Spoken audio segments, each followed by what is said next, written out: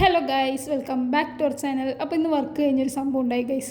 ശരത്തിന് lock ചെയ്യാൻ കിട്ടുള്ള പൂട്ട് ഒന്നൊന്നര സംഭവത്തിന് ശേഷം അവൻ അതിന് ശേഷം ലോക്ക് ചെയ്ത് തിരിച്ചിറങ്ങി വരാനുള്ള പച്ചിലാണ് ഗൈസ്. അപ്പോൾ നമുക്ക് ഇന്ന് കഞ്ചിക്കോട് പോകേണ്ട ഒരു ആവശ്യം ഉണ്ടായിരുന്നു. ബിക്കോസ് നമ്മുടെ ഏട്ടൻ്റെ ബർത്ത്ഡേ ആയിരുന്നു.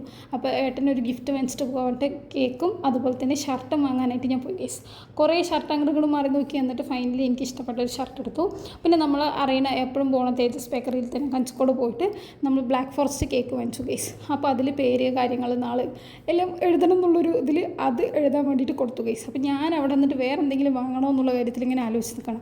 അങ്ങനെ കേക്കൊക്കെ പാക്ക് ചെയ്ത് തന്നു. വേറെ കുറച്ച് സാധനങ്ങളും കൂടി വാങ്ങിച്ചിട്ട് ഞങ്ങൾ അവിടെ നിന്ന് കഥയും പറഞ്ഞിട്ട് ഇറങ്ങി ഗൈസ്. ഇങ്ങനെയാവോ അങ്ങനെയാവോ എന്നുള്ളതൊക്കെ പറഞ്ഞു.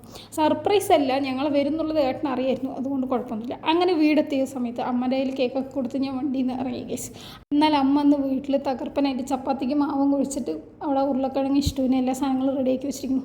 അപ്പോൾ ഞാൻ പോയിട്ട് പരത്തിയൊക്കെ കൊടുത്ത് ചായയൊക്കെ കുടിച്ചിട്ട് ഫ്രഷപ്പായിട്ട് വന്നിട്ട് ഞങ്ങൾ ഏട്ടൻ്റെ വീട്ടിൽ പോകാനായിട്ട് റെഡിയാകുകയാണ് ഗൈസ്. അപ്പോൾ ഞാനും റെഡിയായി, അനിയത്തി റെഡിയായിട്ട് ഞങ്ങൾ ഏട്ടൻ്റെ വീട്ടിലോട്ട് പോവാണ്. പോയി ഫ്രണ്ടിലെത്തിയിട്ട് 4-5 വട്ടം വിളിച്ചിട്ട് ഏട്ടൻ പുറത്തേ വന്നില്ല ഗൈസ്. 5ാമത്തെ വട്ടം ഞാൻ വിളിക്കാൻ പോകുന്ന സമയത്ത് ആൾ വലിയ റൂമിൽ നിന്ന് ഇങ്ങനെ എൻട്രി ആയിട്ട് വരുള്ളൂ. അപ്പോൾ പോയി ഞങ്ങൾ കുറച്ച് നേരം സംസാരിച്ചു. അപ്പോൾ ഏട്ടന് ഹാപ്പി ബർത്ത്ഡേ ഒക്കെ പറഞ്ഞു. അതിനുശേഷം ഏട്ടൻ കുട്ടിയും വന്നു ഗൈസ്. അതിനുശേഷം രമ്യ ഐശ്വര്യമായിട്ട് മെഴുകുതിരി കത്തിച്ചു ഗൈസ്. അങ്ങനെ മെഴുകുതിരി ഓരോന്നായിട്ട് കത്തിച്ച ശേഷം ഏട്ടൻ വന്നു ഗൈസ്. അപ്പോൾ എന്നിട്ട് ഹാപ്പി ബർത്ത്ഡേ ഒക്കെ പറഞ്ഞിട്ട് ഞങ്ങൾ ഫുള്ള് വൈബിൽ കേക്കൊക്കെ കട്ട് ചെയ്തു ഗൈസ്. പിന്നെ ഷെയറിങ് ഇസ് ദ കെയറിങ്. അങ്ങനെ ഏട്ടൻ എല്ലാവർക്കും സ്നേഹം പ്രകടിപ്പിക്കുകയാണ് ഗൈസ്. എല്ലാവരും അങ്ങോട്ടും ഇങ്ങോട്ടും കേക്ക് വാരി കൊടുക്കൽ ഒരു ഒന്നൊന്നര അവസ്ഥയായിരുന്നു ഗൈസ്. ഇതൊക്കെ കാണണല്ലോ എന്നുള്ളതായിരുന്നു. അവസാനം അമ്മയ്ക്ക് കൊടുത്തു, ഏട്ടന് കൊടുത്തു.